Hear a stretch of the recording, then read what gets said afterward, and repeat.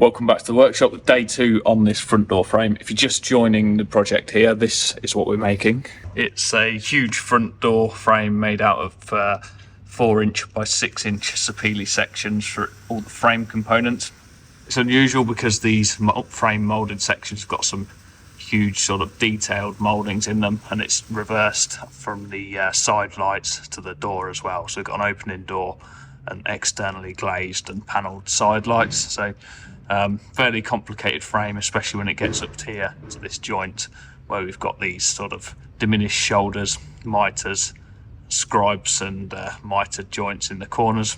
Is as difficult on this side of the door as well. So I've done this drawing out fully. All the tenons are detailed in there and properly drawn out, so I might end up putting that on the website for people to download and have a look around and a play with. Let me know if you're interested in downloading that drawing and having a look at it. Probably help someone along the lines at some point, so yeah, let me know.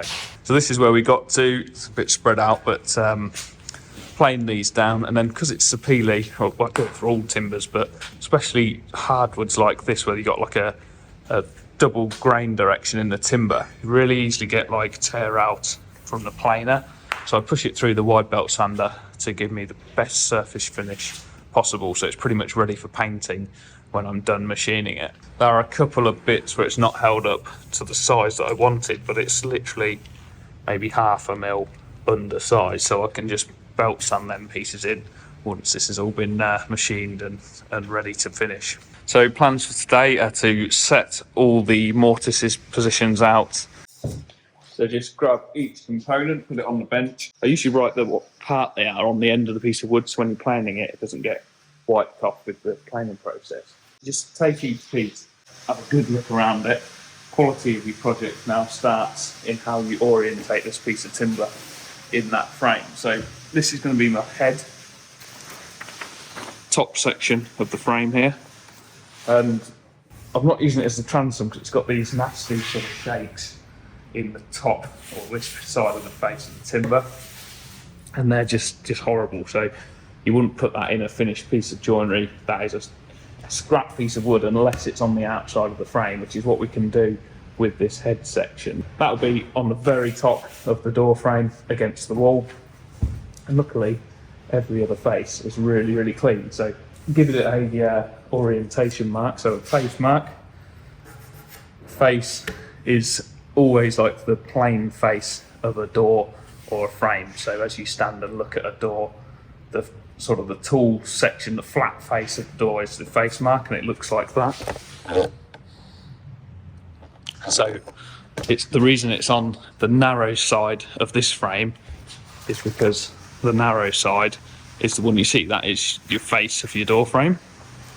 And then you have an inside edge mark, which is a V like that. So that'll be the inside of that piece of timber. So effectively on this drawing, your face mark will be there, and the inside edge will be the side that's on the bottom of that head piece there. You need them marks to be able to look at that piece of timber and know immediately, oh, centre of that piece of wood, there's a rebate there where the door's going to go or whatever, and you can work it all out. Get your best tape measure in the world for setting out, because you can just lay it on there. Absolutely stunning little bit of kit, look at that. So mark the extremes of your frame out. So we've got the external sizes. Always mark on the inside edge, because that's where your tenon is going to go into, so you want all your info on this inside edge. So mark the extremes. Start working off the 100mm, so add 100 on. And then we've got 95mm frame section as a side jamb. And I'm just basically going to mark the positions of these on from the drawing. I'm marking the outside sections of the timber on for now, and then I'm going to work out whether I need a setback or not for the mortises in a minute. Use a tri-square to mark them lines over nice and sharply.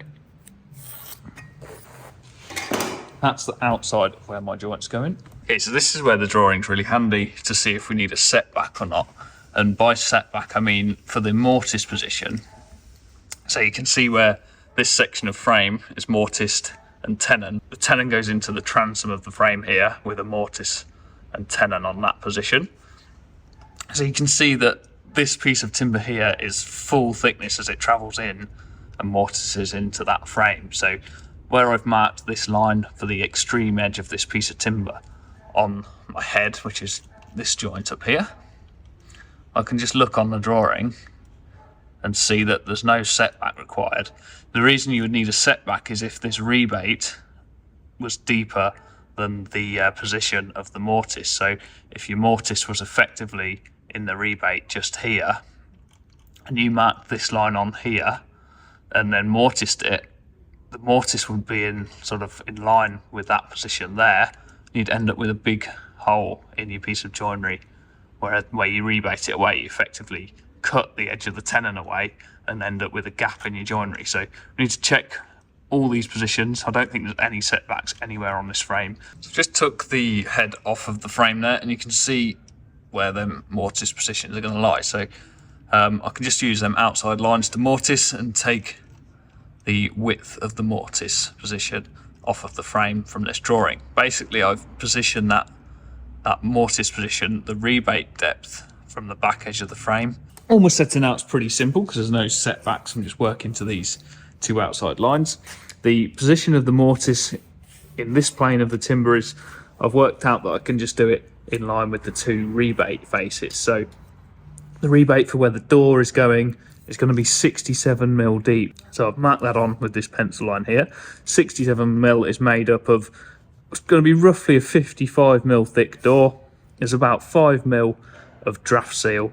And then I'm just sitting it into the door frame ever so slightly, just to make it a little bit nice that that door sits in the frame. It's not just dead flush on the face of it. So with it being sapele as well, if you then end up with a little bit of a twist or a wind in the door over time, it just looks good that it doesn't poke out from the face of the frame, that it's set in nicely.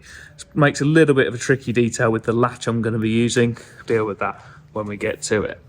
The other rebate is for the glass. Again, not a conventional size because this is a big frame. I've gone 57mm. Probably going to have around 2mm of glazing sealant. These are just going to be directly bonded in, and then 20mm units. So you'll have 22mm of glass. And then the rest is going to be nice big chunky glazing beads. Don't even know if my poor old mortise gauge will stretch that far. Let's have a look. Big old unit. That's about right. Okay, that is our mortise position. Gauging off the face. So this is the face edge. Be careful using a gauge at such a distance because it's dead easy for it to wobble off of the line. Like if it starts cranking like that, it does a completely different mark to if it's parallel. I just put a little note on here of where the rebates are going. So at the sides the rebates are here, and in the middle the rebate is here for where the door is going to go. The transition between the two, I've got to stop on the machine through this joint and make a diminished shoulder on that tenon. Head is easy because it's not cut off to length. You just mark your four mortise positions. All the rest have got a tenon on the end of them everywhere in the frame. So I want to add on a set distance on from the inside edge of each piece of timber. So for instance, this section here, I want to know the gap between that section of timber and that section of timber, the clear space at the sight line, and then add on an additional amount for each tenon I'm going to put on the end, and then I can repeatedly do the tenons based on that, and I should end up with the perfect gap between the two pieces once they're jointed together. So all of them joints are very similar. So I can add the same gap on from the sort of the tight line of that inside edge to the end of the tenon and cut all of them pieces off to length next.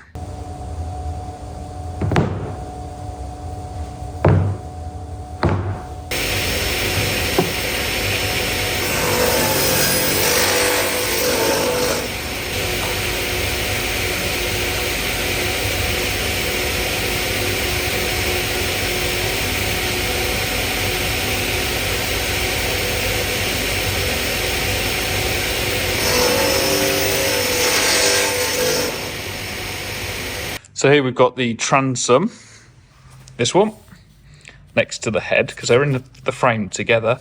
So we can set them out off of the head that I've already set out. The length of the tenon has been cut, so I've gone from that inside shoulder line here, and I've added 68mm on. I don't do through mortises, through frames anymore, but I won't go into that. So 68mm is my tenon length from there to there, and there to there. Mark that on, position this so it's in the centre. I can mark these mortises over. It's important actually to square the lines over onto the face, and if I'm hand scribing anything, I also square the lines over on the other side, the other face, like the back face, because it's a useful reference for sort of where things end. It's easy to square it over now while it's in a square section, rather than when you've got a big rebate or a big moulding cut out of it. It's really tricky to get a line from here around to here without like a big square that can reference off the full length of the timber. You need a specialist bit of kit for that, whereas you can square them over dead easy now. So we can set the mortise positions for these out on the transom based off the head, just by scribing them lines over. Then separate the two of them. We're done with that bit now, the head. This is my most complicated bit of timber in this frame. So there's a joint here. This side of the joint on the inside of the frame is a moulding. Both sides run both ways there. The moulding on this side of it stops at this joint location, turns into the door rebate. But the moulding on this side of it runs all the way through. And at the other end of the timber, it does the same thing. So it goes from the door rebate in the middle to the moulding. The other side again is moulding all the way through. On the back side, the back face of that piece of timber, so the outside of the door, this is the top face of that frame, so the top side of it. We've got a moulding in the centre. I need to square them lines over yet. But then at the sides of there, we've got a rebate. So it's rebated all the way around, except for the position of the door, where we've got that big moulding. So the rebate this side runs all the way through, and it starts here. Just having that little reminder written on there, when you pick this piece of wood up and you're getting carried away, spin the moulding, fresh after you've just had a cup of tea, and you whack the next bit through, you can just stop yourself and remember that bit doesn't want to go through all the way. You need to stop it and start it to make sure that this moulding is in the middle of the timber.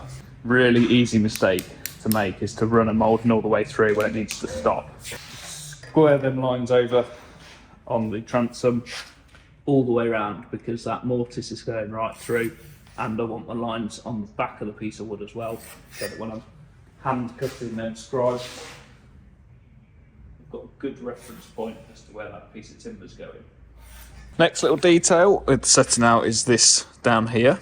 Technically, this joint right in the corner here, in a frame, you should have your sill running through to the outside of the edge of the frame, and then the jamb jointed down into it and mortised into the sill. Normally you'd run a door frame piece down to the floor, then perhaps house half of that back of that jamb out and still have a tenon in the end, and then that sill piece would be half into that upright of the door jamb, and then run all the way through to the edge of the frame and have the joint on top of it. But for this frame, this particular instance, I'm running everything straight down to the floor. So again, I can take the measurements off of that head that I've set out. So we've got 229mm between them two pieces of timber. I can cut that section off, that sill section off at that length, plus the length of my tenon each way, which is 68mm. That's my little sill. They can be run through just as a standard tenon. That's about a standard piece as it gets. You've got a couple of tenons on there with the mould on this face and the glazing rebate over there, so pretty straightforward bit to do. Traditionally in a frame like this, the intermediate rail here, if I was tenoning it the same as this, you would cut them off exactly the same. You would cut these off exactly the same as the sills, and then that would be a little sub sill on the front, but a bit more design detail in this frame. And I've created a bit of a square panel effect on the inside of this frame here.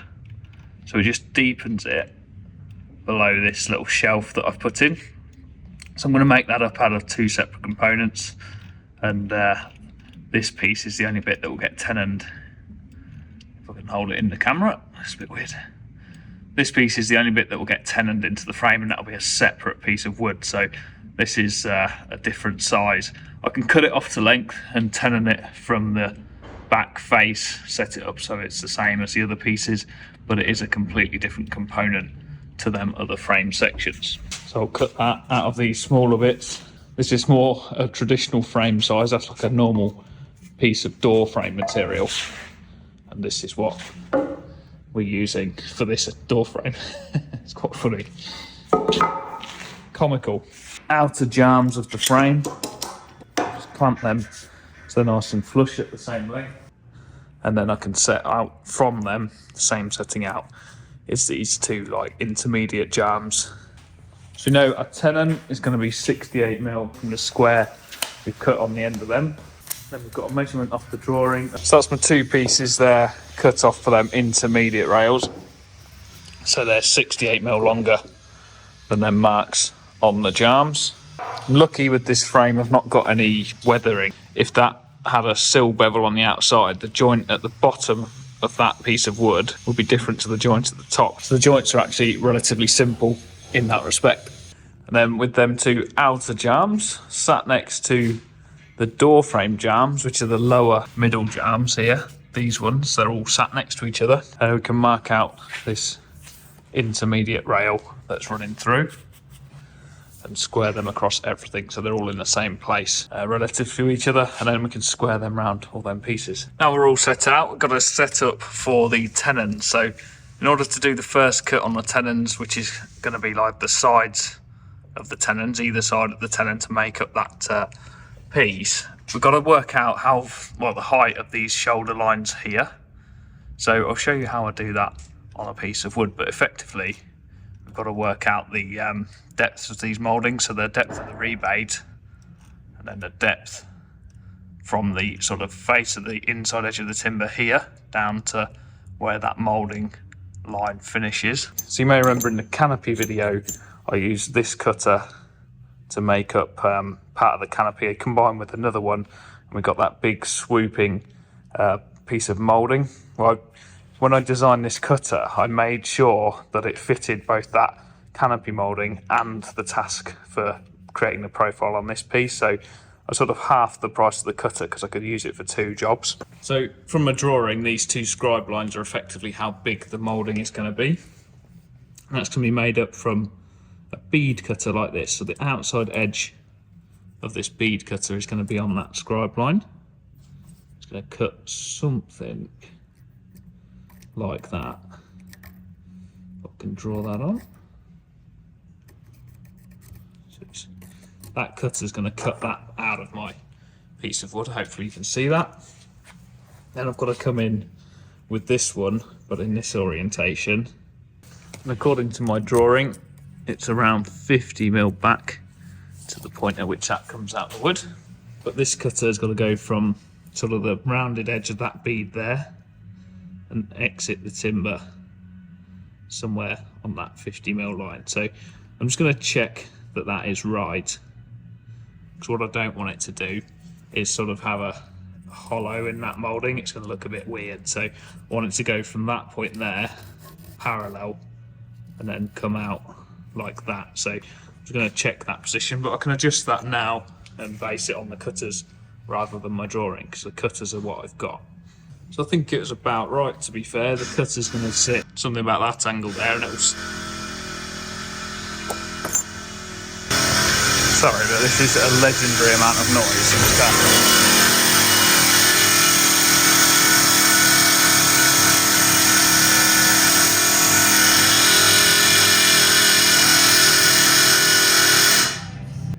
Bye. Cutters are going to sort of interact with each other, something along the lines of that. So that'll be the profile effectively that goes on the timber. So it's going to fall a little bit short of what I did in the drawing, but only by 2 or 3mm. But that gives me these margin lines, so I can work to that line for my shoulders. So from this face, my tenon cut on the face side where the moulding is only going to go to the depth of that shoulder line there. And then on the other side, we've got just an 18mm rebate. And that will be the depth of the cut. Remember, we've got a 68, I've added 68mm on. So effectively from 68 to there will be the sort of tenon cut on one side, and then from 68 until there will be the tenon cut on the face side.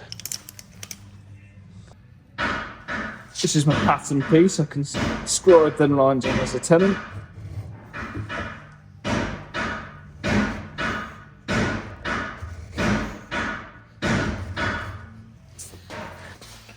So hopefully you can see how I've ascertained these shoulder heights. That's one piece to be removed. Anywhere there's a moulding, the shoulder's got to be that height, and anywhere there's a rebate, it's going to be that height. That's my tenon. It's a beast. So I've got these four, which are the uprights, clamped next to each other, so all the joints line up. And there's a little bit more setting out to do in this. There's a fake top rail that's mortised in the side lights up here. And then there's glazing bars as well, mortised in the side lights.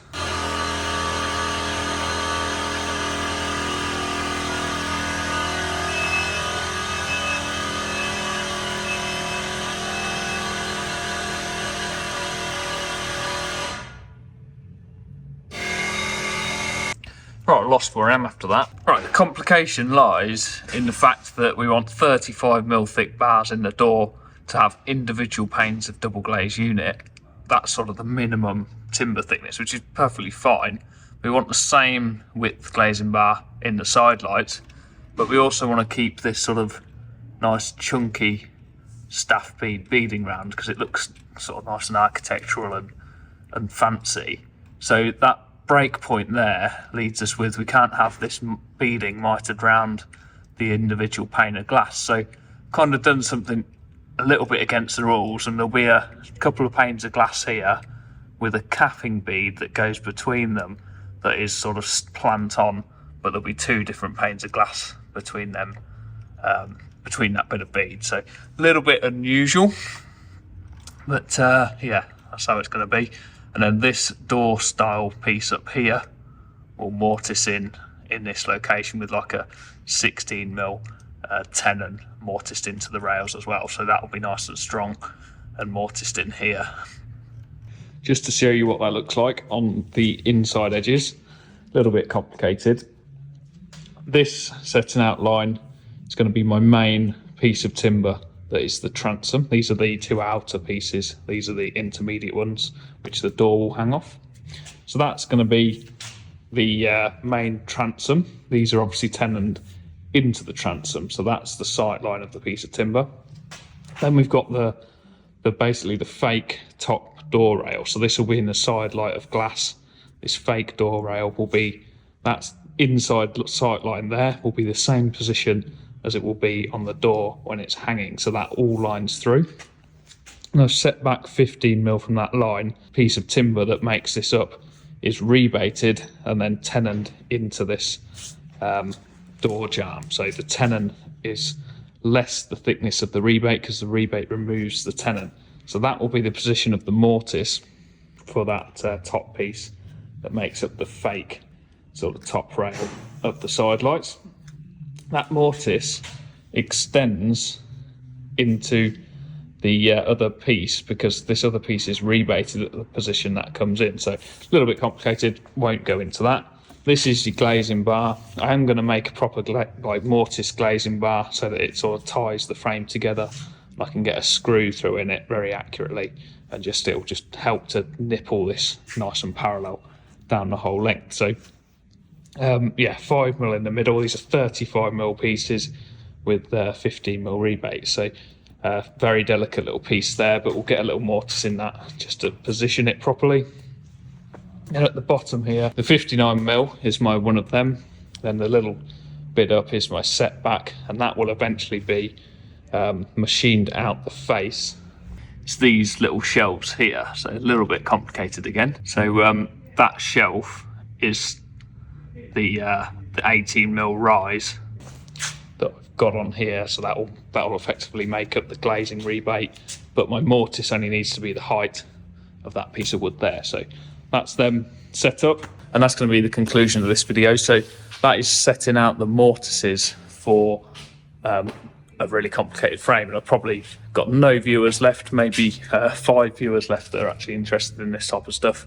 And you really need that drawing to get your way through this, or know the job completely inside out. If you didn't have a SketchUp drawing of the exact thing you were making, you'd have to draw each one of these cross sections through everywhere it became different. So you'd have to have like a B line cross section through here, one through here, which encapsulated all your door you could draw on, one through here, one through there, one through there, and one through there. So there'd be quite a lot of rods to draw out in the workshop, and then that would give you like the shape and orientation of every piece that tenoned in everywhere, and you'd have to then learn how to interpret them rods into what you were machining. So you can see why it's a trade that takes a very long time to become a master at it, because you need to know what things do when you